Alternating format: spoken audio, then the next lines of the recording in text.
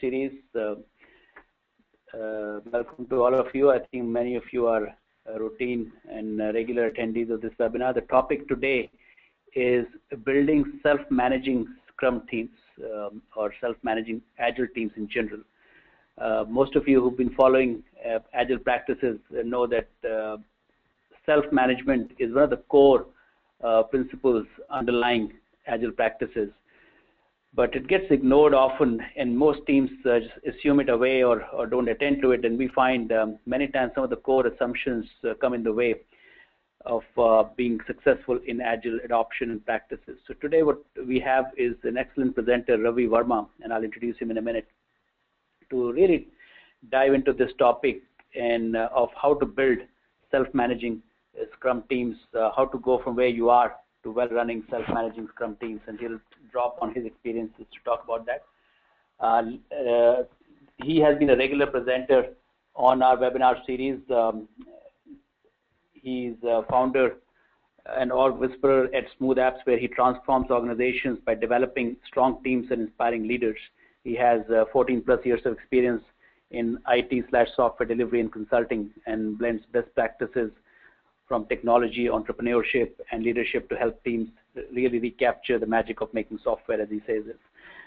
He has deep experience in Agile practices and various leading change and change management, personality type, and conflict resolution topic areas. So he has the right experience to help us really understand self-managing teams topic.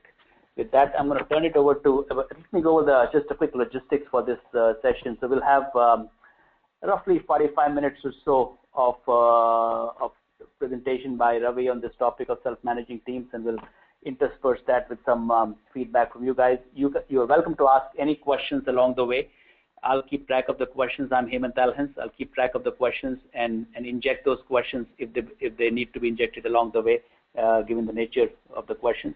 Otherwise, we'll anyways leave aside another 10 minutes or so at the end to take questions at the very end, and we'll make the document available to you after the webinar today. Okay, with that, over to you, Ravi, and I'll make you a presenter. Okay, thank you, Hemant. Hello, everybody. Thank you for joining this presentation. It's a topic that's very dear to my heart, and I hope that I can share some techniques that will be useful to you. So I'm taking over the control here. If there are any issues with respect to audio or seeing the presentation, just let me know.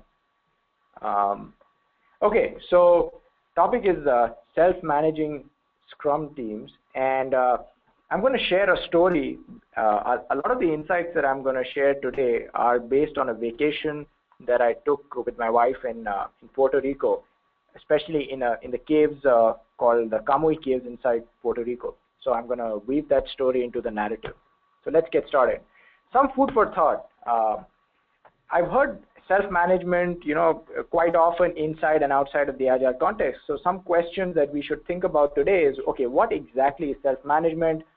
What are the benefits? And what does it look like when a team is missing self-management? What are some of the symptoms? Now, what do I do if I see these symptoms and I want to kind of break the pattern? I want to enable self-management. And how do we connect the line between self-management and Scrum? And okay, what concrete actions can I take to make this happen, to bridge any gaps? So these are some of the questions we are going to noodle on today. And one of my mentors always told me the quality of life is determined by the quality of questions we ask. So there's no dearth of answers out there, but if we ask the right questions, it can help us get to our destination. So let's align first in terms of common understanding and common definition of certain terms. So what is a work group? A bunch of people who are working together, like mechanics in an auto center. We convert this work group into a team when we give them a common goal. So maybe the Dallas Cowboys, maybe not such a good example. Maybe Baltimore Ravens might be a better example. And then this group of people or this team becomes self-directed if they decide what is the common goal. So that's a self-directed team. And finally, self-managed teams are people or teams where the destination is defined outside, maybe by executive leadership, but the team figures out how are we going to get to that destination. And this is the focus of our conversation today, self-managed teams inside of a Scrum context. So we spoke about self-management. Let's talk about the benefits. So some of the benefits are pretty intuitive. You know, you have cost savings, you have innovation, effective decision making, because decisions are being made by people at the ground level who have the closest information and the accurate information. So these teams tend to be more productive, customers are more satisfied, and there's motivation and commitment from the team because decisions are not being handed down from up top. Hopefully there's more stress or less stress for the leader, because every time the team is getting stuck, they're not asking the leader to make decisions. The leader is getting involved only for the most complex challenges. What happens if it's missing? What does it look like? And I'd love to get feedback from you guys on the chat panel if you notice any of these symptoms. So teams are waiting for solutions if you don't have self-management. And when they're waiting, they're asking someone higher up to make the solution. It's usually suboptimal because executives may not have all the ground level information. Now, the next thing that happens is you implement a solution that is driven down by the executives, and then it doesn't work. So now the team might say, okay, boss, now what? What do I do? Because they haven't taken ownership of generating the outcome. They have taken ownership of implementing the steps that were handed down to them. The next symptom of lack of self-management is deadlocks. Okay, so the teams are butting heads either inside a team, outside, across teams, and then it gets escalated. I have personally experienced this quite often, especially in large organizations. And so both teams are now in a holding pattern. They have both escalated to their boss or boss's boss. Those are busy people. It's been escalated, and it has to get on their calendar, and they'll try and get together and resolve it.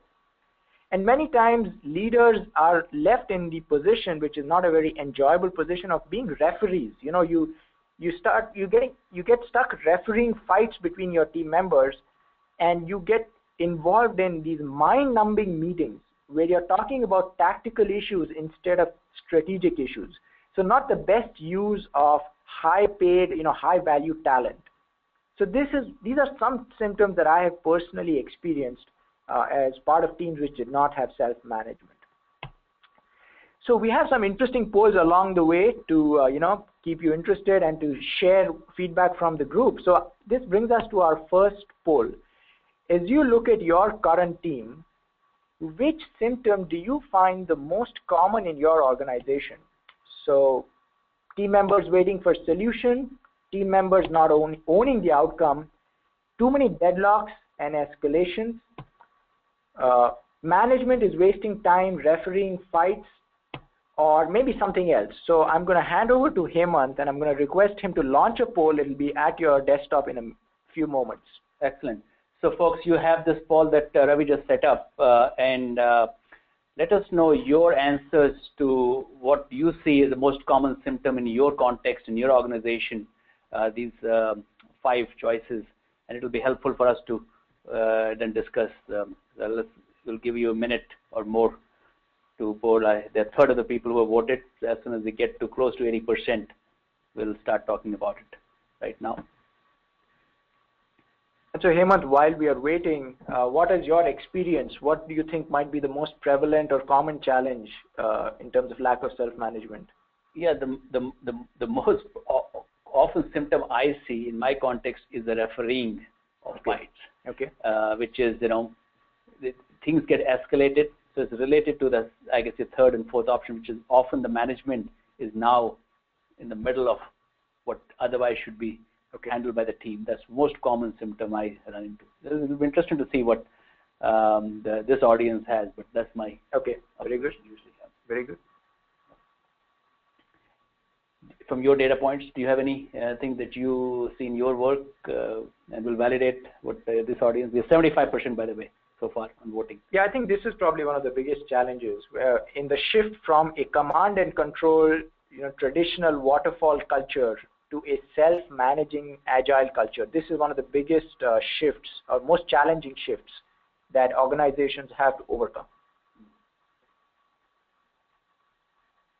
All right, so we're just at 80% now, and I think maybe I should just, in the interest of time, close the poll. So with that, let me see if I can share results. You guys see the results in front of you. So we see 44% saying waiting for solutions as a symptom they observe, 47% see not owning outcomes, and 36% deadlocks and escalation, and only actually 14% see refereeing fights. Interesting. Okay. Yeah, Very other, yeah. Great.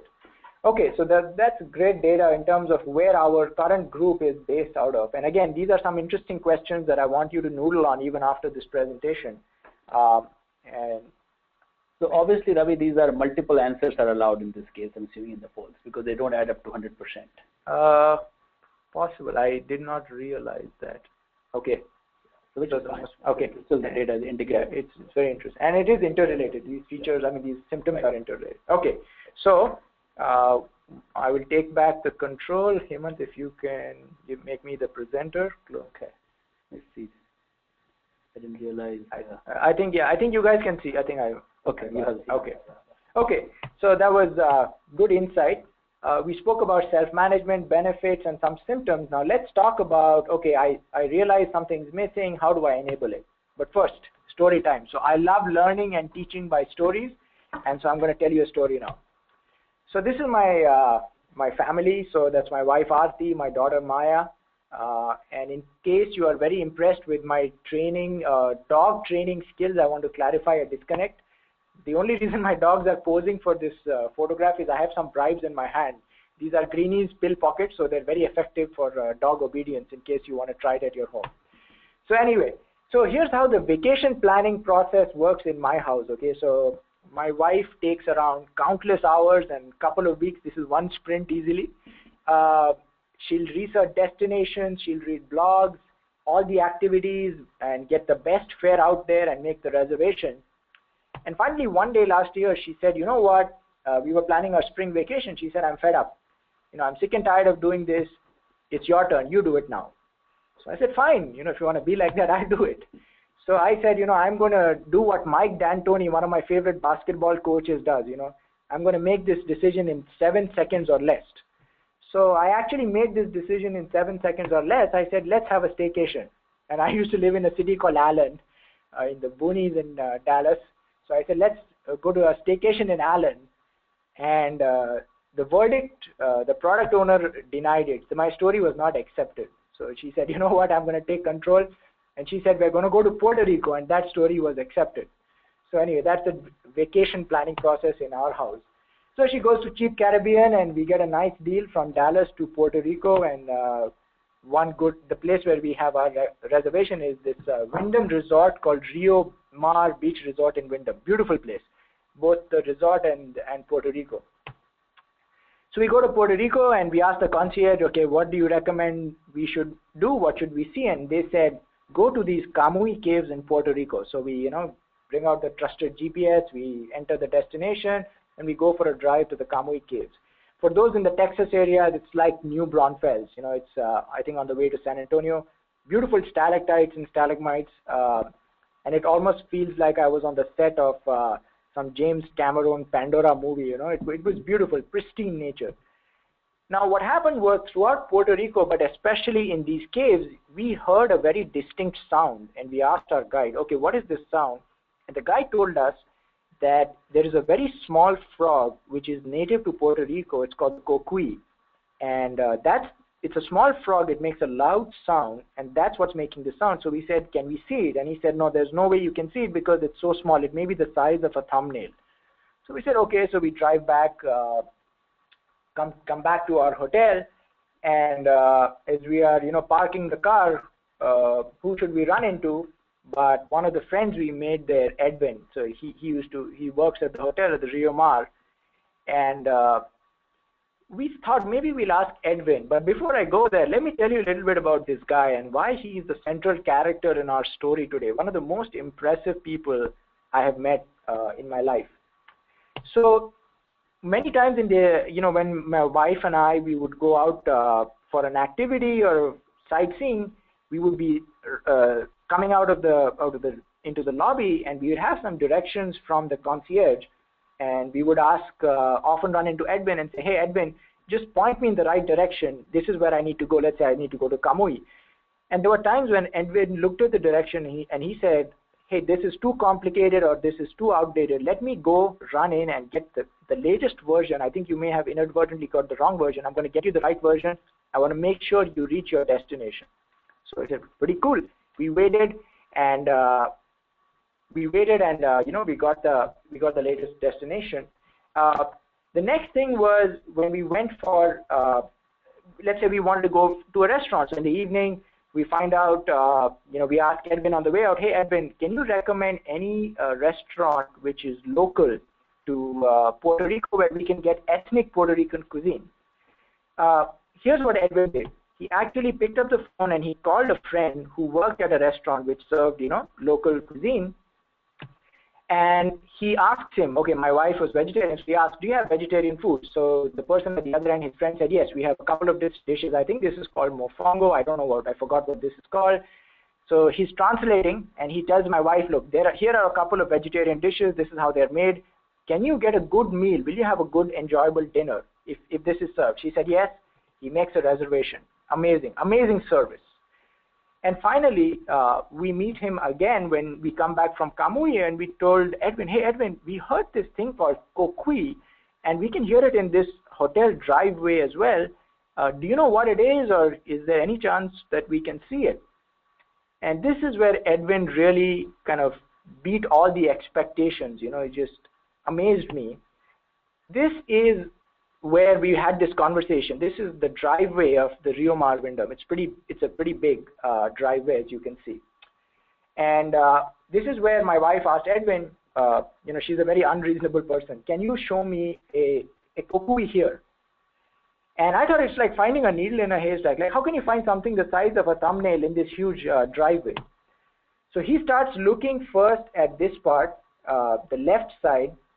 He looks at each and every plant, either a potted plant or the flower or plants across the railing. He walks across the other side. He repeats this exercise, and finally, where you see the red oval, that's where he actually finds a kokui. And it took him probably, I would say, about 10 minutes for this whole exercise. And he showed it to my wife. My wife took a photograph of the kokui. This is the actual photograph that we took. And it will come up on your screen in just a bit. So I was just amazed. And obviously, my wife was thrilled. She loves photography.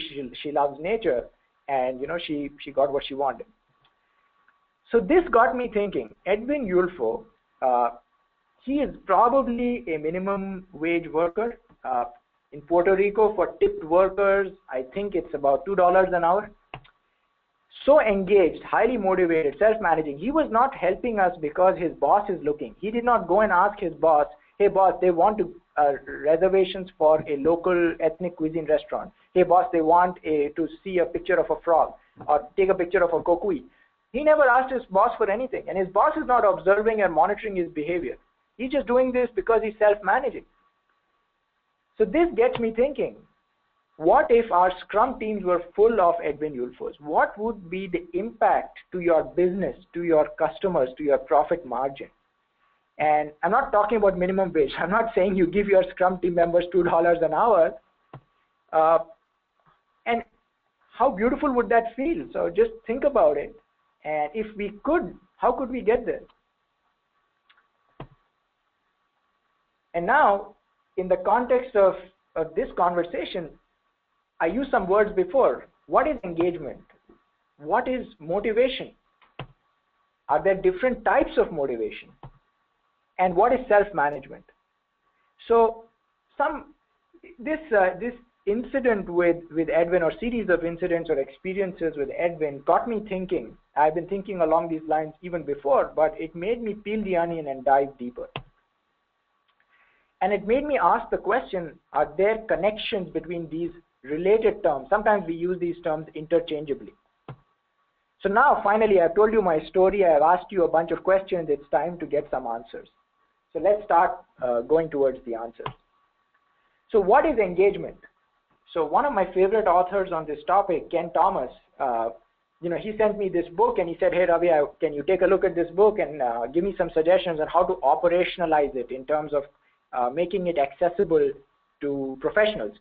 So I read this book, and the way Ken defines engagement is the degree to which people actively self-manage in their work. So I'm building a chain of thoughts and ideas here. So the first building block in that chain is, if you have engagement in your teams, they will self-manage. Great. So that's step number one. I need to figure out how to generate engagement. Oh, wrong picture there. So let's talk about engagement. So what is engagement? So an engaged team is fully involved and enthusiastic. They take care of the organization's interests. They have a measurable attachment to the job, to their colleagues, to the company. And they have the willingness to learn and perform. So I'm sure that Edwin may not have had all the answers that every visitor to the Rio Mar Wyndham asks. But chances are, when he did not know the answers, he went and he got the answer so that the next time a guest asks the question, he's able to deliver the answer. And it's distinct from satisfaction, motivation, and culture. Sometimes you can be very satisfied with your job. You punch in at 9 o'clock, you punch out at 5 o'clock. That does not mean that you're engaged in delivering maximum value to your customer. So engagement and satisfaction are not necessarily interchangeable. So let's now start peeling the onion a little bit more. Let's talk about motivation. So motivation is the desire to do things. So it's the difference between waking up at, before dawn and hitting the pavement, or doing what it takes to keep your customers happy, or just lazing around in the office or in the house. And it's crucial in setting and attaining goals. And most importantly, you can turn the dial on your own motivation. So it's something that is in your control, in the control of your team members. Now, there are two kinds of motivation. Extrinsic motivation is motivation that comes not from the work itself. Extrinsic motivation comes from factors like salary, bonus, perks. And if you rely solely on extrinsic motivation, so your staff is only motivated by these factors, they will generate compliance and rote behavior. They will do the bare minimum to check the box. On the other hand, the other kind of motivation is called intrinsic motivation. So this comes from getting a psychological boost or a positive charge from doing the work itself. So you're doing the work, you love it, you have a sense of pride and accomplishment, and that generates more initiative, commitment. It's a virtuous cycle that feeds on itself. And if you have a workforce that is solely extrinsically motivated, you will have to constantly be watching them. You will have to figure out, okay, are these guys doing what I expect them to do? Because there's no intrinsic motivation there. On the other hand, if you happen to have a workforce that is intrinsically motivated, your style doesn't have to be so hands-on, because these guys, these team members, are motivated by the pride and sense of accomplishment, and they will show the initiative, and they will probably come to you only when they have a challenge. There's a boss, I took it till for 90%, now 10% I need your help. So this is where the third building block comes in. So if you have an intrinsically motivated workforce, they are going to be engaged. If they are engaged, they will display a high degree of self-management.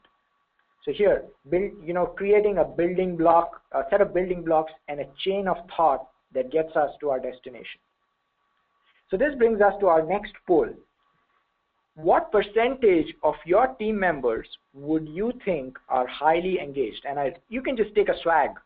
You can just take a guess here. 0 to 25, 26 to 50, 51 is 75, 76 to 100, or maybe you have no clue.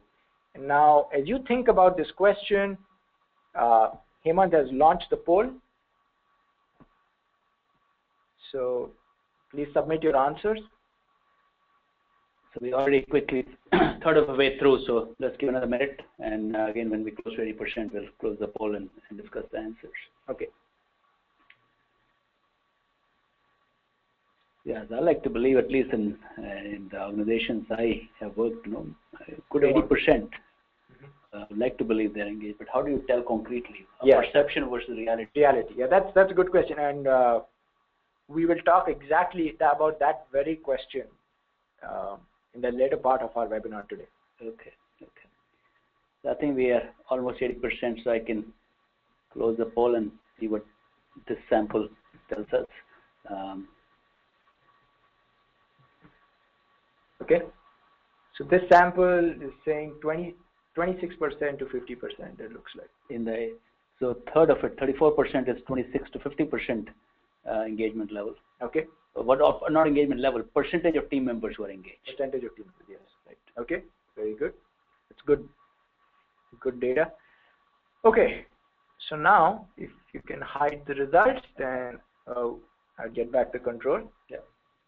So thank you for sharing your insights to everybody there. Let's talk a little bit about the cost of disengagement. So we've discussed some of the positives, the benefits, but is there any way to quantify how much money is being burned if you have a disengaged workforce? So Towers Watson did a workforce study and a couple of related findings. The first finding was, according to them, 35% of the workforce was highly engaged in their sample set. And many of you answered the question today in terms of where you think your teams are. And one of the questions or challenges I would like to leave you with is, where would you like your teams to be? Even if you're at 35, maybe you want to be at 50%, but something for you to think about. The next question is, okay, how much does it cost the company? So according to the same study, if you have a low engagement company versus a high sustainable engagement company, the difference in the profit margin was 7.5%. So between like about 10% profit to 27% profit. So I'm going to leave you with another question to think about. What would you do with a 7.5% bump in profit? You know, would you? It's 17.5, right? Oh yeah, you're right. That's 17. It's even bigger. It's even bigger, yeah. So what would you do with this kind of money? And even if you could not get all the way 17%, you know, if you were to take baby steps, would you plow it back into your business? Will you get a higher rate of return? I don't know. Some good questions for you to ask. So here's the challenge, right? How do I get from a workforce, or how do I flip the switch for one or more team members who may be disengaged to team members who are intrinsically motivated and highly engaged, highly self-managing? So let's talk about it. How do I enable it? So this is where we come to the book that Ken Thomas has written, which gives a clear 4-step approach to generating self-management. And so what Ken discovered in his research was, if you want to enable self-management, here's the process that you have to follow. First, the team has to commit to a meaningful purpose. This could be a product that they are working on at a higher level, the mission of your company. Once they believe in the purpose, they have to have the flexibility to choose, what role am I going to play? How will I help the company accomplish this purpose? And then they go about performing the activities, and then they have to come to step 3, because they say, okay, I chose certain activities. Am I doing a good job or not? And the last step of the self-management process is, I believe in this purpose, I signed up for it. Am I making progress? Is our company making progress towards the purpose? So this is like a quick 4-step process which leads to self-management based on the research that Ken Thomas and Walter Timon, his co-author, did. And their findings are available in a book called The Work Engagement Profile. So how do you make work engaging? So that's the process. And so to operationalize this on a day-to-day level, Ken and Walter have created 4 building blocks. 2 of the building blocks come from the purpose of the work. They are a sense of meaningfulness and a sense of progress. And the other 2 building blocks come from the activities that the team performs to accomplish the goals. So that's a sense of choice and a sense of competence. The reward, the psychological boost or the psychological charge that people get that creates a virtuous cycle, reward comes either from opportunity, that is on the left side, the 2 building blocks on the left, or it will come from accomplishment, which is the two building blocks on the right. So this is like a typical management consulting 4-quadrant view of slicing and dicing a problem. So these are the 4 building blocks that Ken and Walt have, come up with. Now, how do I operationalize this? So how do you generate meaningfulness in your organization? So you need to have a non-cynical climate. Otherwise, if people are cynical, there is no sense of meaning. It's like, you know what, I come here to get my paycheck. That's it. I don't care about the customer, or we're not making a difference to the world. You need to have clear values that not only is our end goal worthwhile, the means are also important. This is how we do business in this company. The vision must be exciting to the team. The work must be relevant to accomplishing that vision, and people must have ownership for generating pieces of that vision. From a choice perspective, you need people to have the authority or be empowered to choose or do what they think makes sense. Trust them, because if you don't trust your team, you're constantly micromanaging them. Give them security to say, you know what, we don't know all the answers. You might occasionally fail, but if your intention is pure and the right intention, it's okay. You're not going to lose your job, or it's not going to affect your appraisal. So give them clarity, give them the information and empowerment they need to succeed. And then when it comes to a sense of competence, give them the knowledge and the models and best practices that they need to do the job. When they do a good job, give them positive feedback. Recognize the new skills that they have developed. Give them challenging stretch goals and non-comparative standards. Tell them to be better than who they are now versus comparing them maybe to some other team which maybe uses different technologies or different domains. And finally, a sense of progress. Allow people to collaborate, set some milestones that you can check off so that you're making progress toward your worthy goal. When you do have quick wins, celebrate them. Don't wait for the big bang celebration at the end. And give people customer access so they can see, I made a difference to my customer, and have realistic and intelligent metrics and measurements, because if you don't choose metrics appropriately, people can easily fix them. So you don't want to do that. So this is breaking down the 4 building blocks into 5, I would say, actionable items that you can operationalize. A very simple model, but very powerful model. Let's apply this to Edwin Ulford. So Edwin, he had a non-cynical climate. His boss gave him the freedom. His vision was, I love Puerto Rico. I want you guys to enjoy the beauty of Puerto Rico, and I want you to keep coming back. That was his vision. That's what got him out of the bed every day. And I spoke to his boss towards the end as I was giving feedback when I checked out from the hotel, and his boss trusted and respected Edwin. He said, he's one of my best guys here, and he gave him the freedom and the authorities. Edwin, go make the client happy. And one of the things they said was, every week or every month they have a newsletter that goes out with stories about what happened in the hotel, and stories like the one that I shared about Edwin will make its way to the newsletter, and people appreciate their feedback or they acknowledge their peers, which is very powerful. Respect from your peers can be very, very empowering and encouraging, right? And finally, from a sense of progress, they celebrated their wins. I'm sure they have feedback surveys on how customers are evaluating the resort, and so they had some quantified measurements as well. So now that takes us to our next poll. So if you look at the 4 building blocks that we discussed, which area do you think might need the most work in your organization? What is missing the most? Are they missing a sense of meaningfulness? Are they missing a sense of choice? A sense of competence? A sense of progress? Or maybe something else? So I'll request Hemant to launch the poll.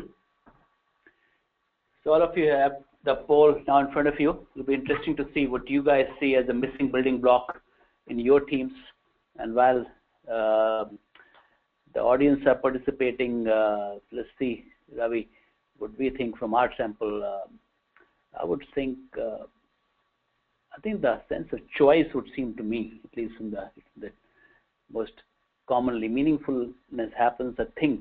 Competence, they believe they do. Progress happens. Good thing with progress in the agile teams is with burn down charts and all that. Exactly.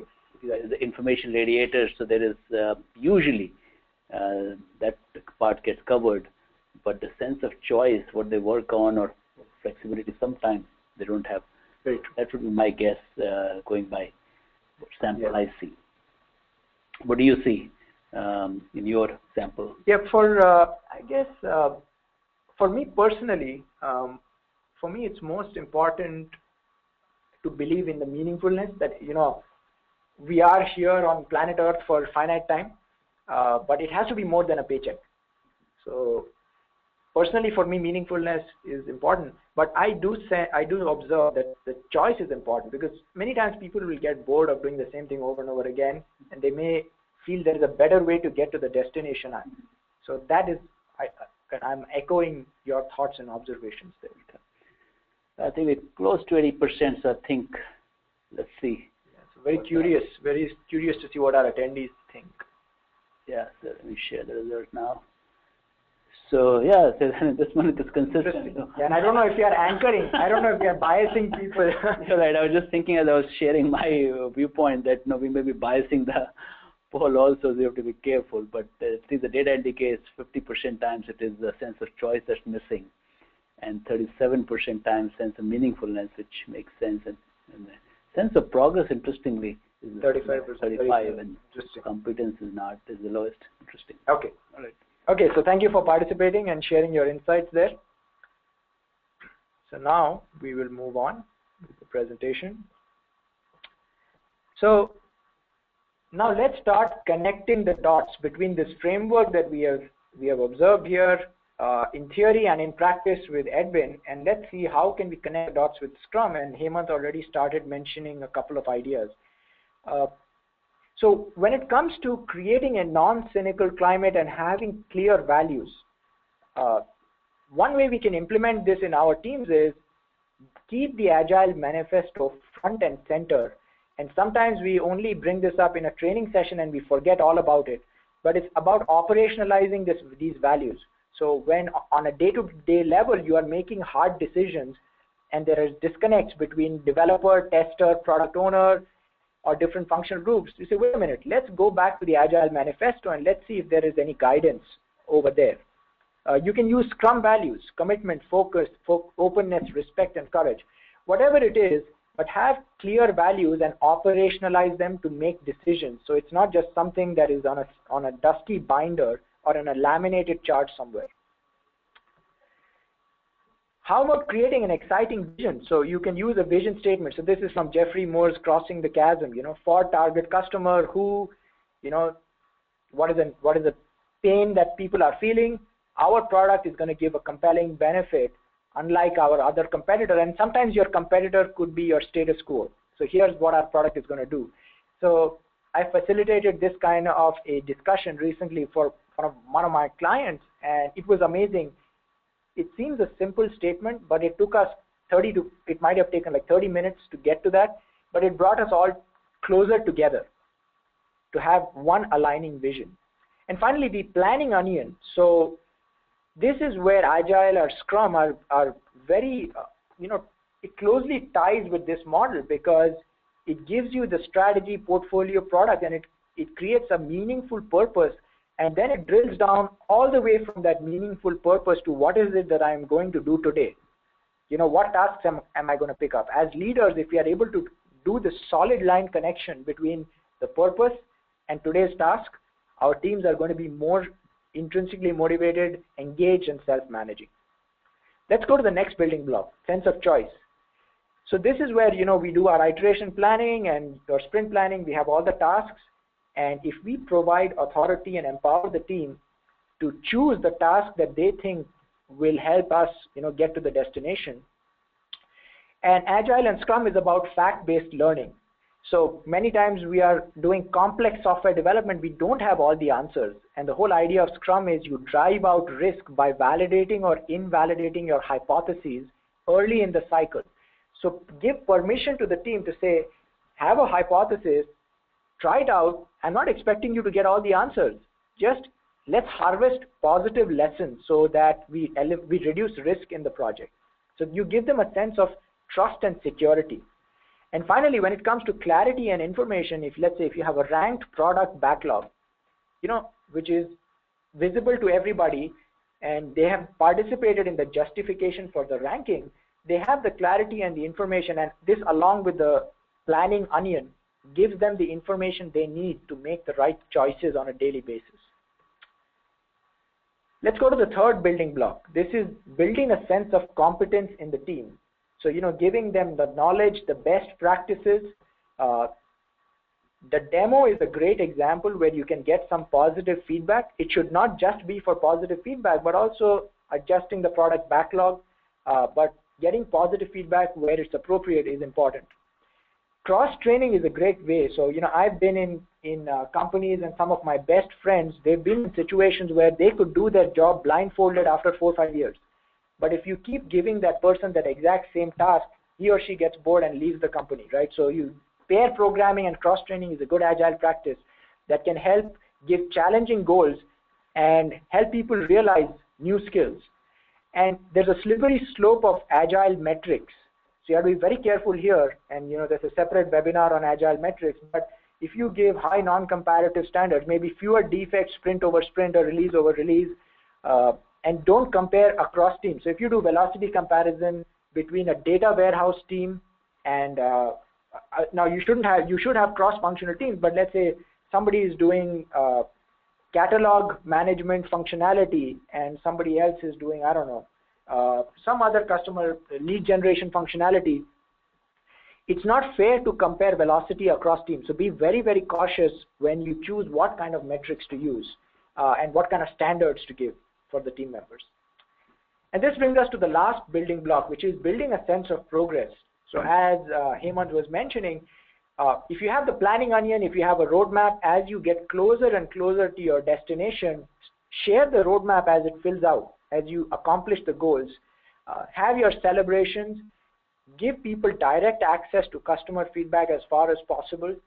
Use your burn down chart, whether it is your release burn down chart or whether it is your sprint or iteration burn down chart. Show visible progress, the BVIR, the big visible information radiator, so people can see how much progress they are making. So what do I do if it's missing? So one of the important things is a mediocre solution to the right problem is better than the perfect solution to the wrong problem. I love this quote. And sometimes we are culturally, when we see something wrong, we just jump into solution mode. But we need to pause and reflect and say, wait a minute, I can solve this problem, but have I defined it? So it's important to define the problem before we solve it. And one of the ways, Hemant asked at the poll question, what percentage of my employees are truly engaged? One of the ways to answer that question is to take an assessment. So as part of this booklet that I'm sharing here, there is an online assessment called the Workplace Engagement Profile. There are 20 questions. It creates a 20-page report and it identifies, look, here are your problem areas. Don't waste time and money on creating a sense of accomplishment when what is missing is a sense of choice. So it gives you some actionable suggestions. Let's take a sample. So let's say that this is a segment. It will rank your individual who took this assessment in each of these areas. And this particular individual, it looks like a sense of choice is okay compared to a normal sample of US employees. But what might be missing is, the sense of progress or maybe the sense of meaningfulness. So now this assessment has helped me diagnose the problem, define the problem before I spend time and money solving it. So the assessment is telling me, look, Ravi, in your case, what's draining your energy and self-management is lack of progress and lack of meaningfulness. So this is where you need to focus your energy. So you have to, as a leader, pinpoint the root cause, and you have to use surgical precision to devote time and energy to the exact problem your employee or you yourself are facing. And then use the 4 building blocks. And also, this is not a panacea. So distinguish between ability and willingness. Sometimes people are lacking the ability. Sometimes they're lacking the willingness. No matter what you say or do, it's not going to work. So sometimes maybe you have to take other measures. And the hardest thing for me as an agile coach is to be a servant leader. So, a servant leader's job is when things are not working, look in the mirror and see what is it that I am doing? Who am I being to cause this problem to happen? It's very hard. I speak from experience, but whenever I have done that and made adjustments in my behavior, the results are amazing. So it's not only important to coach, but it's important to be coachable. So what do you do? So in terms of next steps and in terms of suggestions, I would recommend, get some external help who's not clouded by internal baggage, without a 60-hour day job competing for time. And if this resonates with you, whether you choose us or somebody else, do a pilot assessment. Take a 10-person agile team and let's eat our own dog food. Let's have fact-based learning. Do a gap analysis, do surgical precision coaching, be coachable, and then do a effectiveness survey to see, okay, did I have any ROI of my investment of time or money? Some caveats as we approach the end of our webinar. This is not a silver bullet. In most organizations, these are complex problems that require a multi-pronged approach. So, for example, one approach I have found very useful in my consulting and coaching is I have a framework for leading change. I have a framework. I use the lean startup to tie the process to the product and the business, the profit and loss. We have the MBTI assessment. When people from different personality types clash with each other, we teach them how to be more effective. When it comes to conflicts, we teach people how to harness conflicts constructively. And finally, we teach people how to boost motivation. So I want to caution you against jumping to the conclusion that this is a silver bullet. It's a multi-pronged approach, and you have to have different tools in your toolkit to generate the desired outcome. So this brings us to the last poll of our webinar. What was the most actionable insight today? What have you learned today that will alter the way you behave when you get back to your desk? So understanding the process, self-management process, will you be able to apply the building blocks? Or was it helpful for you to connect the dots between this model and Scrum? Or you need a vacation to Puerto Rico maybe, or maybe something else. So Hemant has launched the poll, and very curious to see what you will do different, because these webinars are useless if they do not translate into some concrete spend here. Right. And this time, instead of me giving my perspective and anchoring or biasing the team, let me just, while people are voting on this poll, let's kind of go over the remaining part of the next few minutes, 10 minutes or so. So after this one, we'll do a quick intro to Synerzip and then take questions. So we have some questions already in. Okay. If you guys have, after the poll, any other questions, just type them into the question window of GoToWebinar, and then we'll pick a few questions to cover before we wrap up the webinar. Okay. And I think let's give another few seconds. I think we have a fair number of close to 80% already there, but okay, so I think that should be good enough for us to close the poll enough. Okay, so this is what the data says. 66% identifying the most valuable insight is identifying the 4 building blocks. Okay, that's good to know. So interesting. 43% understanding self-management, but by the way, 27% do need a vacation. Okay, yes. Sometimes we work too hard. We need a vacation. It is spring break is coming up. Okay, so great. So I'll tell you a little bit about Smooth Apps, and then we'll Hemant can talk about Synerzip. So where we add value is with agility, agile coaching. That's the process. With entrepreneurship, so tying the process to the business profit and loss and your margins at the end of the day. And then finally, storytelling. So, I don't call it training, I call it storytelling, because the path to change lies through the heart. So, I shared a story today, hopefully it shifted some thinking. So when you combine these three, that's where you generate lasting organizational transformation. And now I'll hand over to Hemant. He'll talk a little bit about Synerzip. Yes, I'll just do a quick intro to Synerzip to those of you who are new to us, have not attended these webinars or have not been part of our ecosystem. So in a nutshell, Synergip, we are a software product development partner, typically for small to mid-sized technology companies. We exclusively focus on this group of companies. We think we do a good job of helping them really scale their software development work. For each client, we put together a dedicated team of high-caliber software professionals and become an extension of the in-house team, managing and delivering software development through our process of Agile. And by virtue of following Agile practices, we are able to actually reduce the risk of software development for our clients. And most of you who follow Agile know that Agile is a range of practices you can use, and we are able to pick the right balance for our teams, meaning how disciplined they need to be versus how responsive they need to be for their for the stage in the life they are as a company. So we are able to strike that balance and manage risk in software development.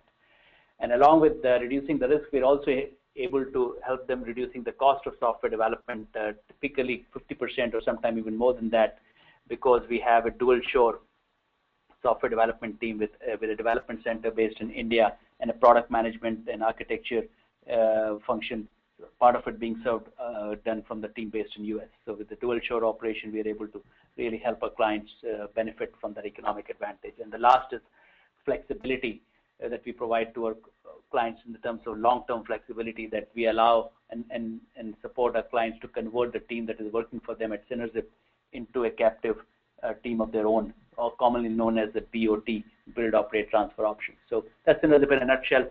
Next page, which has a bunch of logos as it refreshes on your page, just gives a glimpse of some of our clients, not all of them, but you'll see most of them are small to mid-sized technology company with a sprinkling of few large ones, but most of our clients are small to mid-sized software companies. With that, let's focus back on the topic of building self-managing teams. So let's take a few questions. I have some of them in here, and keep asking questions. We'll just pick the questions that are most relevant to the topic and amplify the content. So one of the questions is it inherent, are some people more innately self-managing than others? When you put together a team, can you screen them at the interview? Can you ask some things at the interview level to pick a person who's more likely to have the DNA of a self-managing team member versus not? I feel this also could be like the answer I'm giving may be philosophical or spiritual. I feel all of us are born with the desire to do something meaningful, to be self-managing. But not all of us have that clarity of thought to say, how do I find a job where, which resonates with my personal values and objective on planet Earth, and I can also make money for my family. So I feel everybody is inherently self-managing, but not everybody has connected the dots between the job that I need to pay the bills versus what makes me happy or what gives me meaning. The questions that I ask in terms of behavioral questions, if I were to interview a candidate, I would probably ask them questions. Okay, give me an example of the most exciting, or what is the best highlight of your career, most satisfying thing you've ever done. What is the most frustrating environment or experience you've had? And what I'm trying to do is not to pass a value judgment on this person, but to see, are the things that motivate this person, are the things that engage this person present in my organization? Not that is this person motivated or not, right? Is there a good fit? That's what I would say. Now, this is very helpful. So can we now take another question which is related to, which is, are there things cultural? So if you have a distributed team, you have a team, part of the team here on the US side, let's say in Texas, in Austin or Dallas or Houston, this area, and assuming for a minute that they're somewhat homogeneous, this area, and a team in India, are there different factors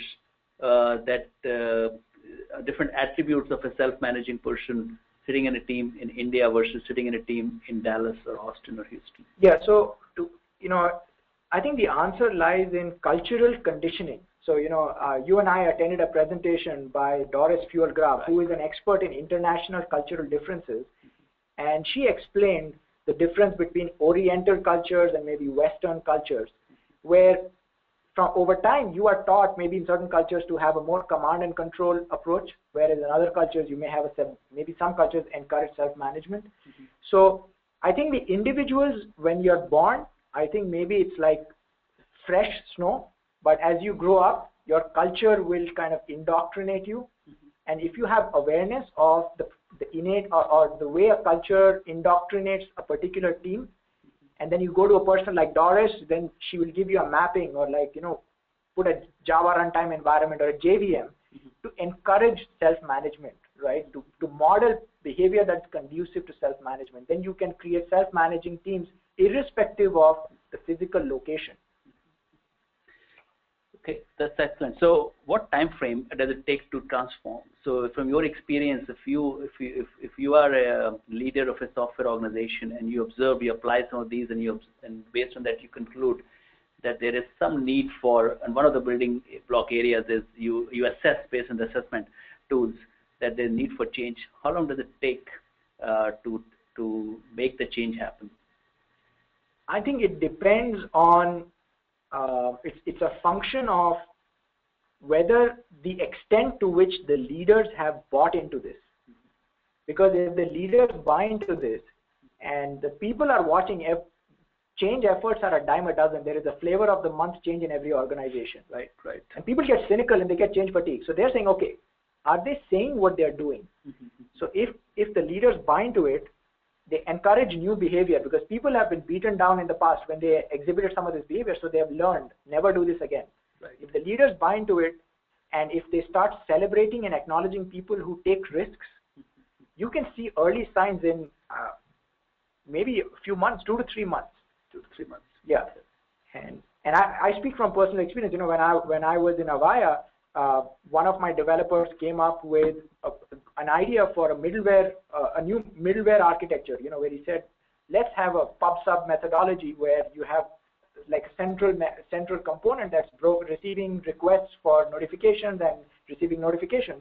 It was not in the architecture doc, and he felt the culture was such that if he made a proposal, it would be beaten down, and all the proposals must come from the architect. Right. But I went and spoke to the architect. Architect was open. Yeah. We made the suggestion, and my boss, who's actually a colleague of yours, Glenn Jones, he gave an award to that person in front of the whole audience.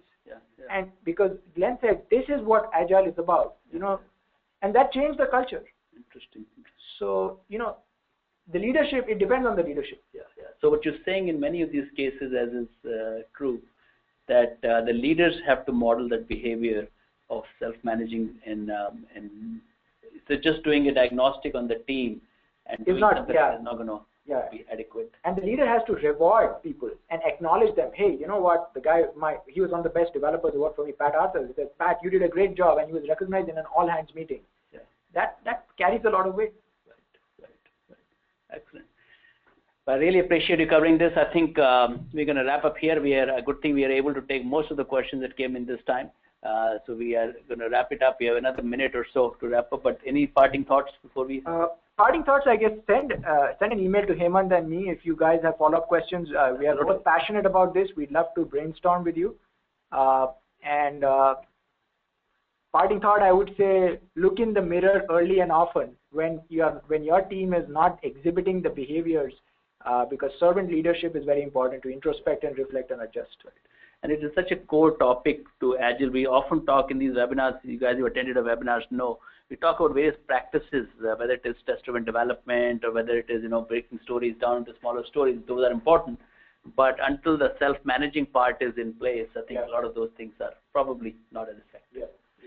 So with that, we'll wrap it up. Thank you for joining the webinar. Stay tuned for next month's webinar. And thank you, Ravi, again. Thank you. For a wonderful pleasure. Thank you for the opportunity.